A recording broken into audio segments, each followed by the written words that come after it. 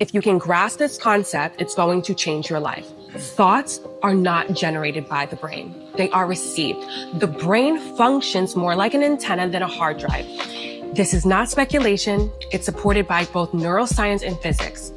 Neuroscientist Carl Pribram and physicist David Bohm demonstrated that memory and perception are distributed throughout the brain holographically. This means the brain accesses information based on frequency, not fixed location. You do not store a thought. You tune into it. Now, here's where your nervous system comes in, because your nervous system regulates your body's electromagnetic field. And that field is what interacts with the quantum field, pulling in thought patterns that match its frequency. If your system is dysregulated, stuck in fight, flight, freeze, or fawn, you're operating at a lower frequency. And in that state, your field is tuned to pull in thoughts aligned with fear, shame, chaos, or scarcity, not because they're true, but because they match what your system is resonating with. Now, you've probably felt this in real time. When you're stressed or overwhelmed and your nervous system is dysregulated, you might notice you forget words mid-sentence or struggle to recall a certain memory. That is not random. It's because you're not resonating at the frequency of those words or memories anymore. You can't reach them. Now, this isn't just energetic. It's actually neurological. Dr. Stephen Porges, his polyvagal theory shows that the state of your automatic nervous system completely shifts your perception, emotional processing, and the thoughts made available. In other words, the quality of thought you access is filtered through your physiological state. So when you're looping in negativity or self-doubt, it's not just mindset, it's your frequency. And when you regulate your nervous system, your field shifts, your signal elevates, and the thoughts you begin to access are entirely different, clearer, more creative, and aligned with possibility. This is why regulation isn't optional. When you begin to access and loop on higher frequency thoughts, you naturally begin taking higher frequency actions. Those actions repeated become higher frequency behaviors, and those behaviors over time create a shift in identity. So if you want to shift your reality, don't just change your thoughts, change the system that's tuning into them. Okay, let's talk about this for a moment. Now, I appreciate the creator, and I'm not gonna bash the creator. And I think the creator is teaching this from a neuroscience/physics perspective. I'm gonna talk about this from a very Christian perspective. A few years ago, it's been a long time, decades ago, a couple of decades ago, I was in a class with the dean of our Bible school, who is Pastor Conrad Leha. I haven't heard from him in a while. I wish I could actually reach him somewhere. And he shared an idea about something, and I'm gonna break your mind open with this thing, right? He said he wrote a beautiful song. He wrote an incredible song that he wrote and he put in his drawer, and he forgot about the song. But he used to sing it here and there. His family knew about the song and stuff like that, but he did not do anything with his song.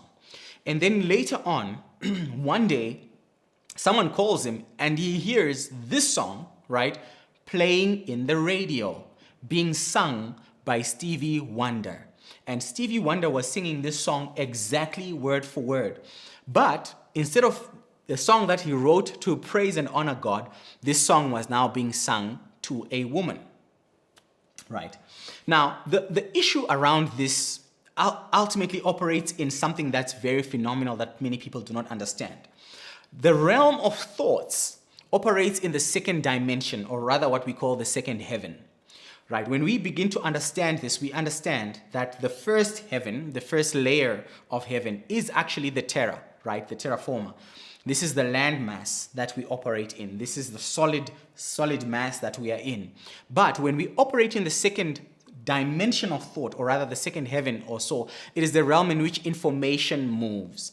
It's the realm in which frequencies travel. It is a realm in which audio travels. The fact that you can hear me means that this is where sound has been transmitted audibly from one person to another, and you can hear me through your speaker or a device, and that transmits to you. This realm is the realm in which demonic forces and entities operate, because they basically want to operate in the realm of thought. This is where strongholds are produced. This is where certain thought patterns are produced. This is where demonic intention and demonic thought and demonic agenda works. Essentially, the premise of this is that when we tune into the frequency of God, we hear God. And when we tune into any other frequency, we receive from that frequency, because your mind, ladies and gentlemen, is an antenna. It receives information and begins to act on that information. She is right in the sense that, for example, the reason why I don't preach every day is because there are certain times when my mind is so overwhelmed and I didn't get enough sleep, or I've got certain things on my mind. It doesn't make sense for me to get on a camera and record. For that reason, I go for like a week or so without making any content, or even 2 weeks or 3 weeks, because my frame of mind does not work. I've literally sat on a camera before, and 15 minutes in, I'm like, hey guys, listen, it's not working, let's go home. I'm not really present here today, because I can't even form the words and the sentences to do that. But when my mind is tuned to it, I produce content. I don't even have to look at my notes. And the difference between those sessions, and you will see based on how well I'm looking at my screen, I've got a screen right here. The difference between that is the state of mind that I'm in when I receive it. And so, essentially, the premise of the teaching I received in Bible school was that begin to learn to operate in the right frequency.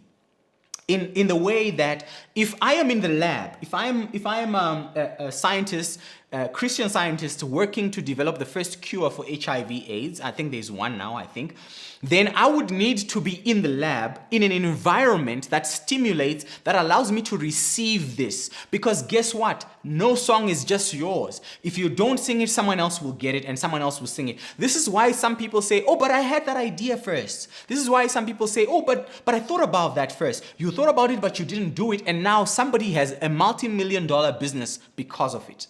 Because when I'm in that frequency and I receive that idea, I have to respond to it and act to it and effect it, because I am there, number one. But the first point of call is to regulate your thinking.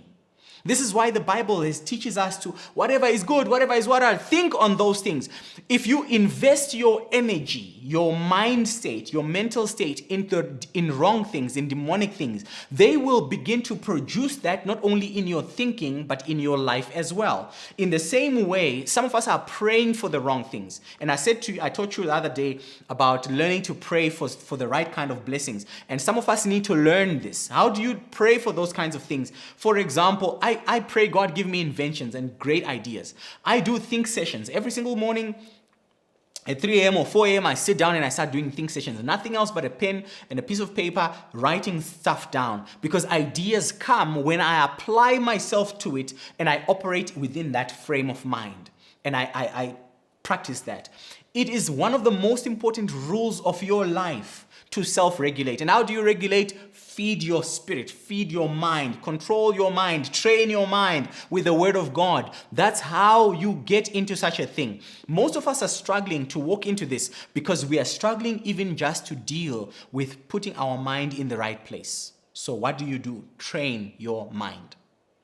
The Bible teaches us that there are certain things that are important. And I shared this on this a few years ago. I'm going to do it as a book when I release it.